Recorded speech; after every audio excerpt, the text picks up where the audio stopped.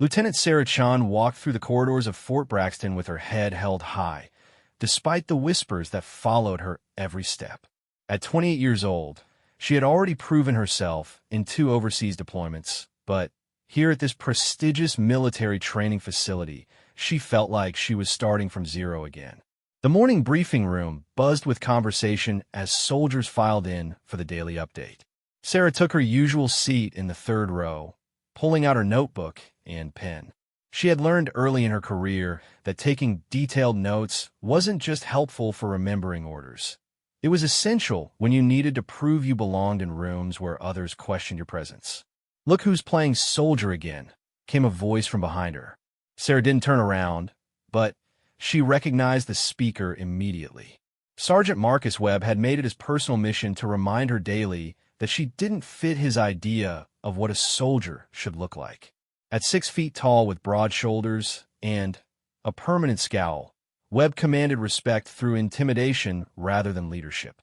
"I heard she only got promoted because they needed to fill their diversity quota," whispered another voice.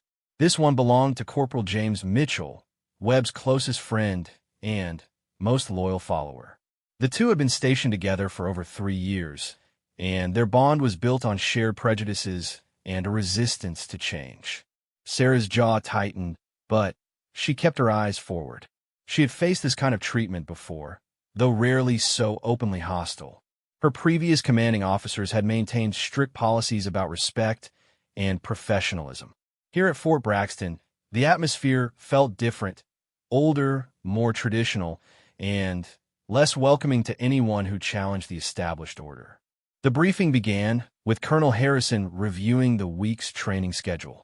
Sarah listened intently, making notes about the upcoming field exercises and weapon maintenance protocols.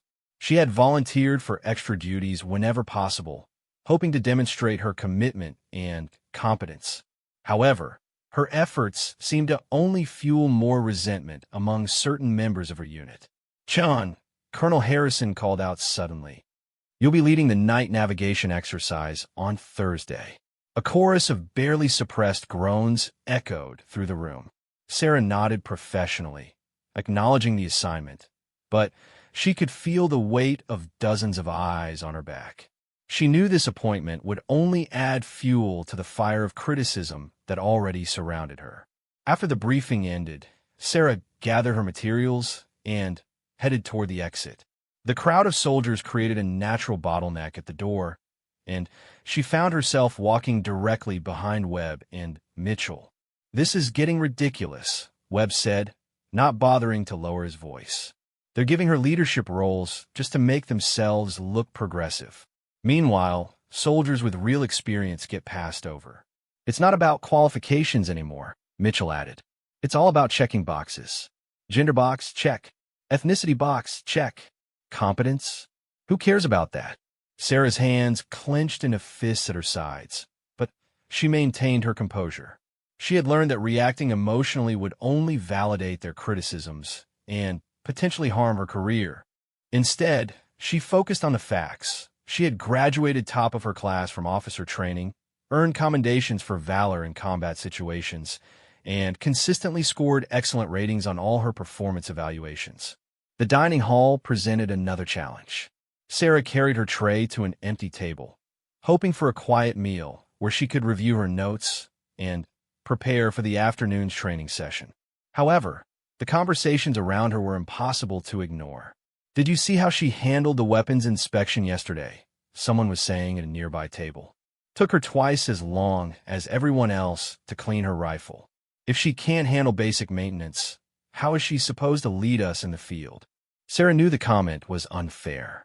She had actually completed her weapon cleaning in standard time, but had chosen to perform an additional detailed inspection to ensure everything met specifications. Her thoroughness had been interpreted as slowness by those looking for reasons to criticize her. Another voice joined the conversation. "My cousin served with a female officer overseas. Said it was a disaster. The men spent more time worrying about protecting her than focusing on the mission. It's not about being sexist. It's about being realistic." The frustration building inside Sarah was becoming harder to contain.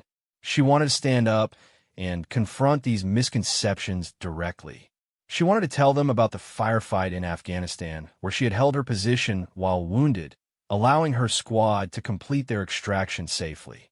She wanted to explain that her gender had never been a liability in any real combat situation she had faced. Instead, she finished her meal in silence and returned to her duties. The afternoon brought physical training, which had always been one of Sarah's strongest areas. She had maintained excellent fitness standards throughout her career, often outperforming her male counterparts in endurance events. However, even this became a source of controversy. She's probably using performance-enhancing supplements, Webb speculated loudly during a break in the obstacle course training. No way someone her size should be able to keep up with the rest of us naturally. The accusation was particularly offensive because Sarah had always prided herself on maintaining her fitness through dedicated training and proper nutrition.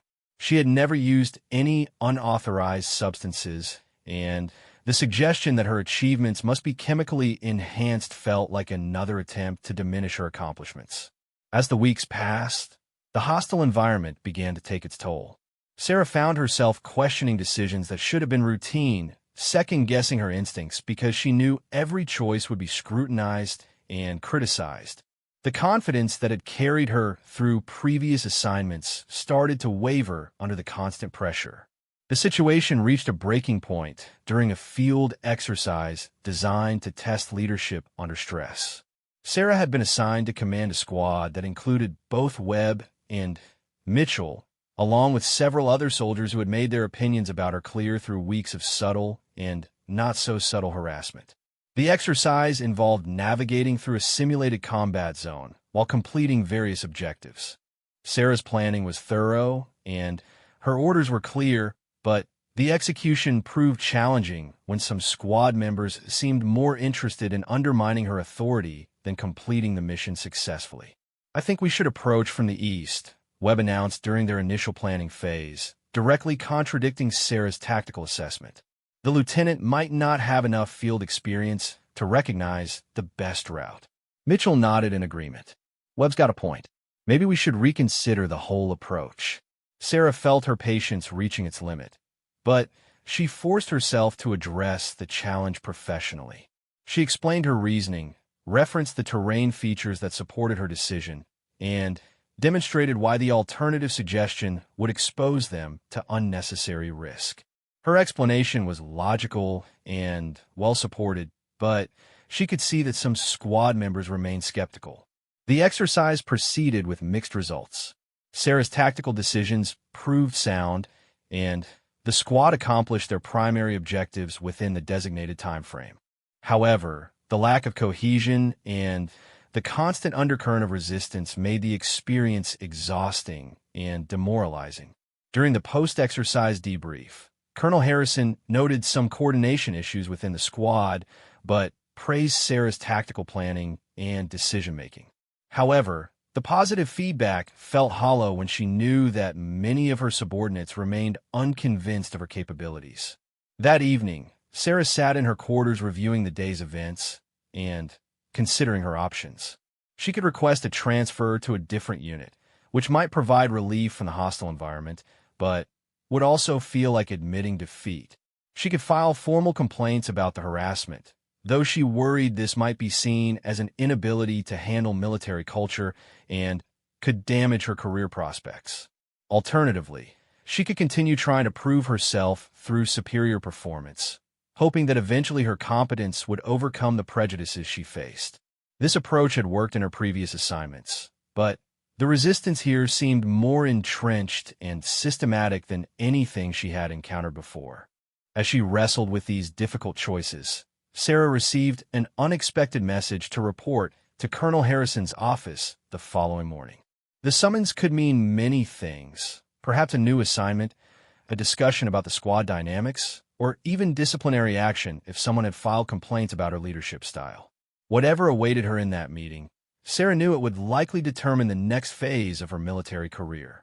She had reached a crossroads where the easy path would be to accept the limitations others try to place on her, while the harder choice involved continuing to fight for the respect and recognition her service record had earned. The next morning would bring answers, but as Sarah prepared for sleep, she couldn't shake the feeling that significant changes were on the horizon. The hostility she faced had pushed her to a breaking point, but it had also strengthened her resolve to prove that her worth as a soldier and leader was not determined by the prejudices of others. Her journey was far from over, and the challenges ahead would test not only her professional abilities, but also her personal resilience in ways she had never imagined.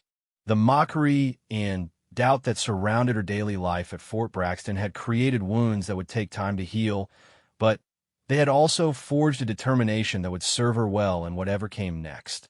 Sarah knocked on Colonel Harrison's office door at exactly 0800 hours the next morning, her uniform crisp and her bearing confident despite the uncertainty churning in her stomach. The colonel's gruff voice called for her to enter, and she stepped inside to find him reviewing a thick folder spread across his desk. "Take a seat, Lieutenant Chun," Harrison said without looking up from his paperwork. His office walls were lined with commendations, photographs from various deployments, and a collection of military challenge coins that spoke to decades of distinguished service. Sarah waited in silence as the colonel continued reading, occasionally making notes in the margins of documents she couldn't see clearly. The suspense was almost unbearable, but she had learned early in her military career that patience was often more valuable than curiosity when dealing with superior officers. Finally, Harrison closed the folder and looked directly at her. His expression was unreadable, which somehow made the moment even more tense than if he had appeared angry or disappointed. "I've been watching your performance here at Fort Braxton very carefully," he began, his voice measured and professional. "Your technical skills are exceptional, your physical fitness scores are consistently in the top 10%, and your tactical knowledge is impressive for someone at your rank and experience level." Sarah felt a mix of relief and confusion. The feedback was positive, but something in the colonel's tone suggested there was more to this conversation than simple praise. "However," Harrison continued, "I'm also aware of the challenges you've been facing with unit cohesion and acceptance among your peers. Some of the feedback I've received suggests there are concerns about your ability to command respect from certain types of soldiers." The words stung because they highlighted the very problem Sarah had been struggling to overcome. She wanted to defend herself, to explain that the lack of respect wasn't about her capabilities, but about prejudices she couldn't control. Instead, she remained silent and let the colonel continue. "The Army is changing, Chun. We're moving toward a more integrated force where merit matters more than tradition, and where diverse perspectives are valued rather than merely tolerated. But change is never easy, and it requires leaders who can bridge the gap between the old ways and the new direction."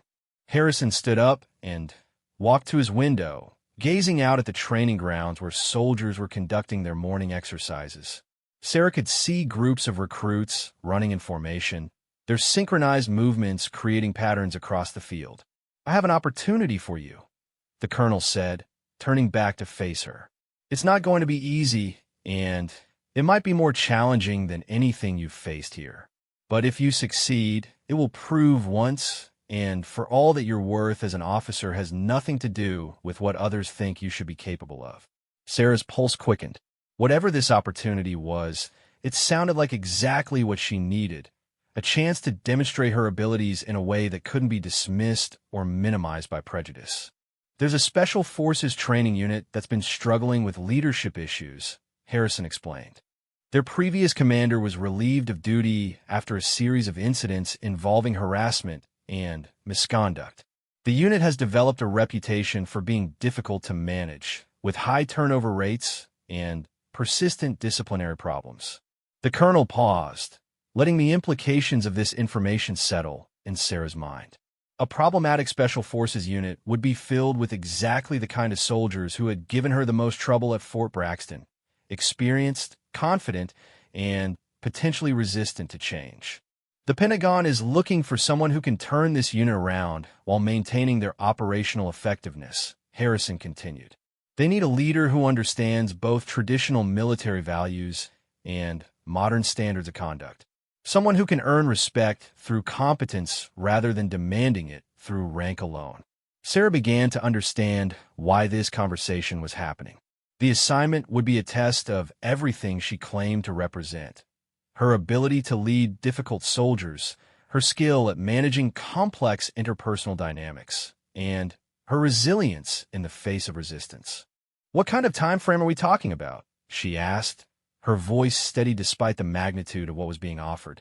6 months to show measurable improvement in unit cohesion, discipline, and performance metrics, Harrison replied. Success would likely mean promotion to major and assignment to a prestigious command position. Failure would probably mean the end of your military career. The stakes couldn't be higher.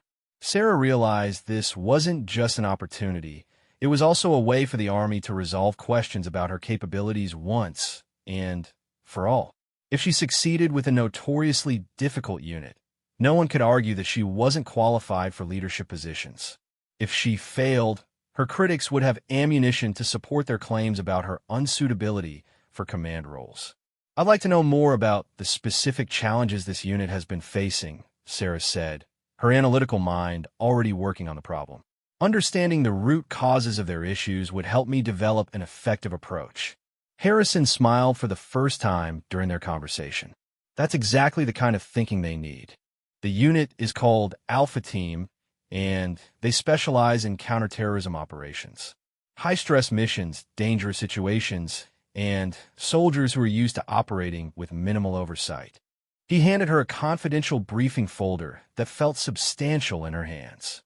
This contains detailed reports on recent incidents, personnel files on key team members, and assessments from previous commanders. You'll have 48 hours to review everything and decide whether you want to accept the assignment.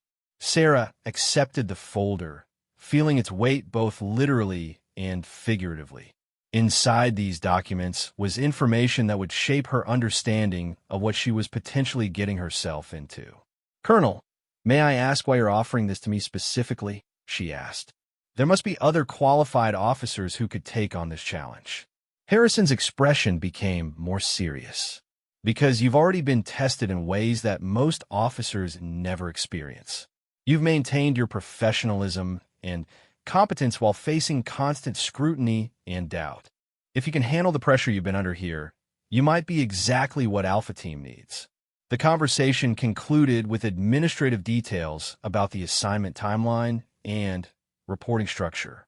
Sarah would answer directly to General Patricia Morrison, a decorated officer who had become known for her success in managing difficult personnel situations. The assignment would begin immediately upon acceptance, with no transition period or gradual introduction to the unit. That evening, Sarah spread the contents of the briefing folder across her desk and began reading through months of incident reports, performance evaluations, and psychological assessments. The picture that emerged was of a unit filled with talented but troubled soldiers who had lost confidence in leadership and begun operating according to their own informal codes of conduct. The previous commander, Colonel Robert Sterling, had apparently tried to manage the unit through strict discipline and punishment-based motivation. His approach had backfired spectacularly, leading to increased tensions, several formal complaints, and ultimately a series of incidents that had forced his removal. One incident report described a training exercise where team members had ignored direct orders because they disagreed with the tactical approach being used. Another documented a confrontation between Sterling and a senior sergeant that had required intervention from military police. The pattern was clear. This was a unit where traditional command authority had completely broken down. The personnel files revealed additional complexity. Many of the soldiers had exemplary combat records, but struggled with adapting to peacetime training environments. Several had been recommended for counseling or stress management programs. Others showed signs of the kind of institutional cynicism that developed when soldiers lost faith in their leadership structure. Sarah found herself particularly intrigued by Staff Sergeant David Rodriguez, who appeared to be an informal leader within the unit. His file showed consistent excellence in operational performance combined with multiple disciplinary actions for insubordination and failure to follow protocols. He seemed to represent the kind of soldier who could be either a valuable ally or a dangerous obstacle, depending on how their relationship developed. Another key figure was Specialist Maria Santos, one of only 3 women in the unit. Her file indicated that she had faced significant harassment from some team members, but had also earned respect from others through her technical expertise and calm performance under pressure. Sarah suspected that Santos might provide insights into the unit's dynamics that wouldn't be available through official channels. As she continued reading, Sarah began formulating an approach that would be fundamentally different from Sterling's failed strategy.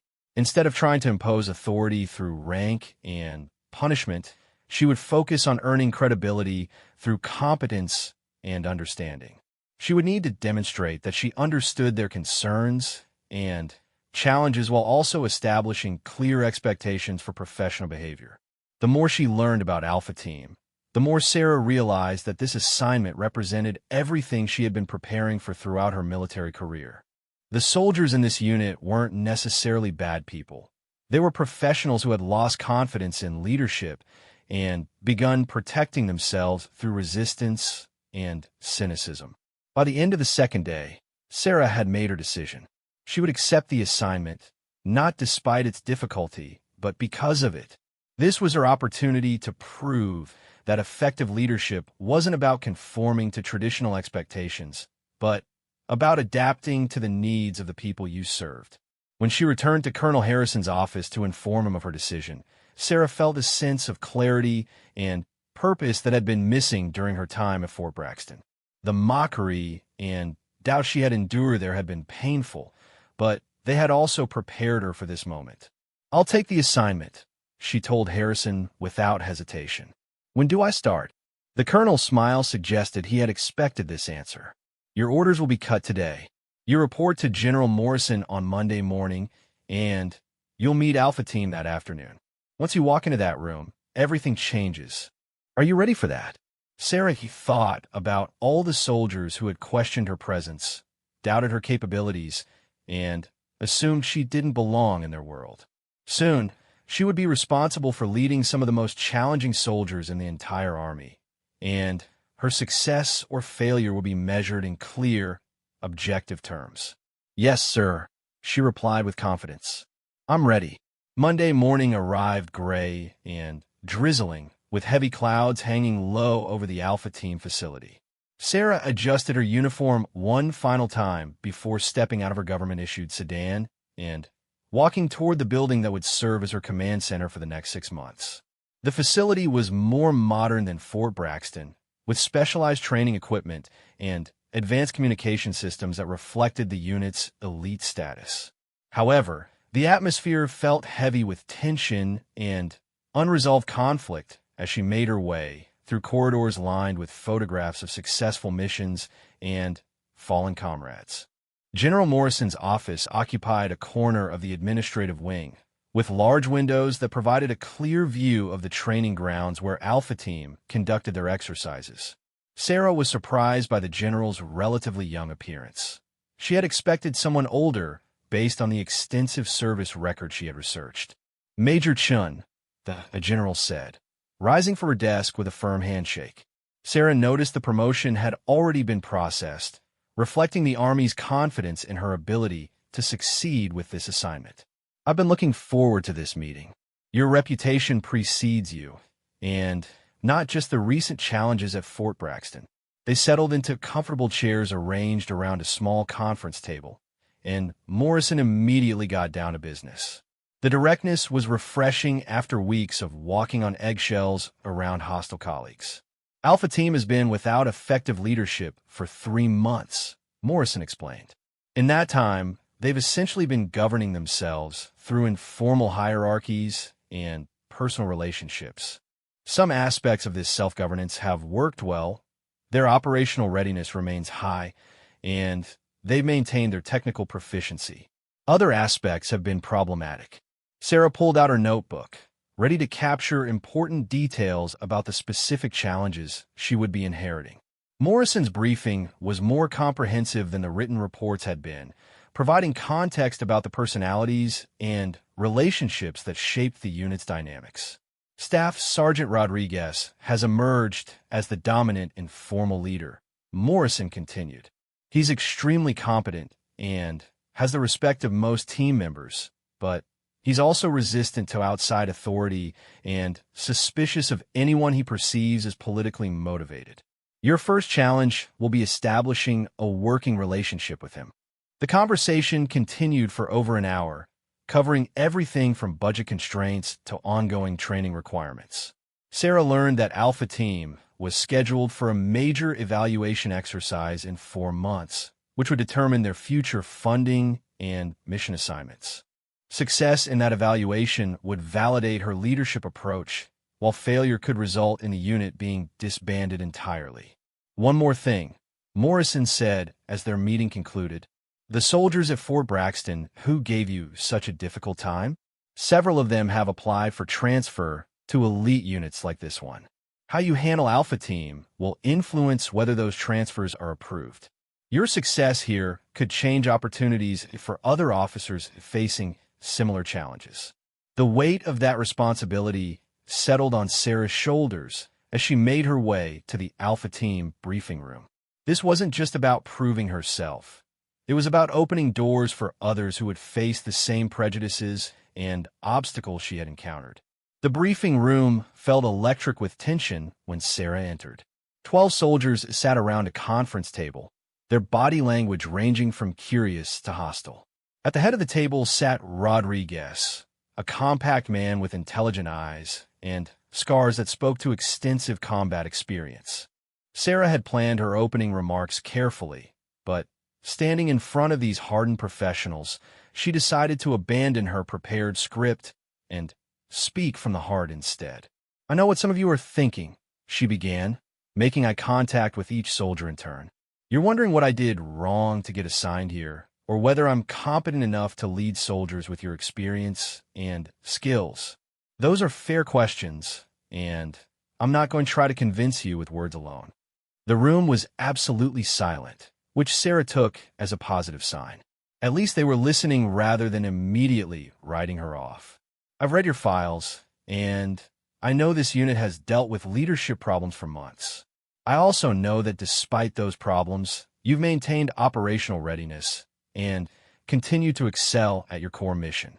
That tells me you're professionals who care about your work, even when you don't trust your commanders. Rodriguez shifted in his seat, and Sarah caught a glimpse of what might have been surprise in his expression. She continued, building on the momentum of their attention. My job isn't to fix you, because you don't need fixing. My job is to provide the leadership and support you need to continue being excellent at what you do, while also ensuring that our unit culture reflects the standards the Army expects from elite soldiers. She paused, letting that statement resonate before moving to the more challenging part of her message. Some of you may have concerns about having a female commander or questions about whether I have enough combat experience to understand your perspectives. I can't change my gender, and I can't manufacture combat experiences I haven't had. But I can demonstrate competence, fairness, and commitment to your success. Specialist Santos was nodding slightly, which Sarah noticed, but try not to focus on too obviously. The male soldiers remained mostly poker-faced, though she sensed they were evaluating every word she said. Over the next few weeks, I'm going to spend time with each of you individually to understand your concerns, your career goals, and your perspectives on what this unit needs to be successful. I'm also going to participate in training exercises alongside you, so you can evaluate my capabilities directly rather than making assumptions. Rodriguez spoke for the first time since she had entered the room. Ma'am, with respect, we've heard promises like that before.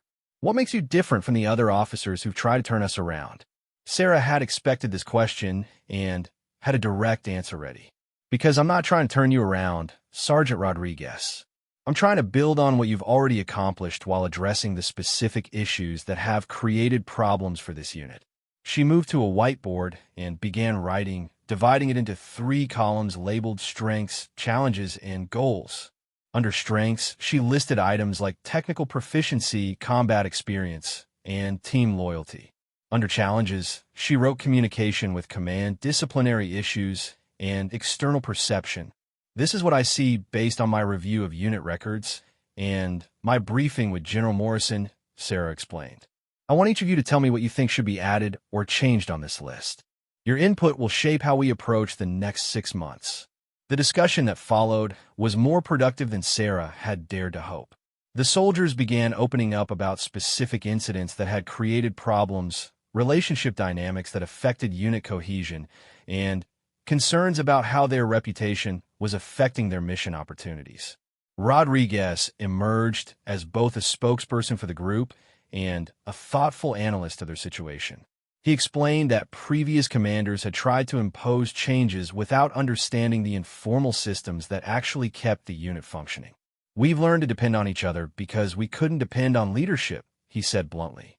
That's created some bad habits, but it's also created loyalty and trust that you can't get from a manual.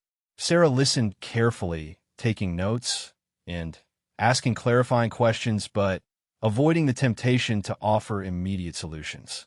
She sensed that these soldiers had been subjected to numerous reform efforts that had failed because they focused on symptoms rather than underlying causes. The meeting lasted nearly 3 hours, much longer than initially planned.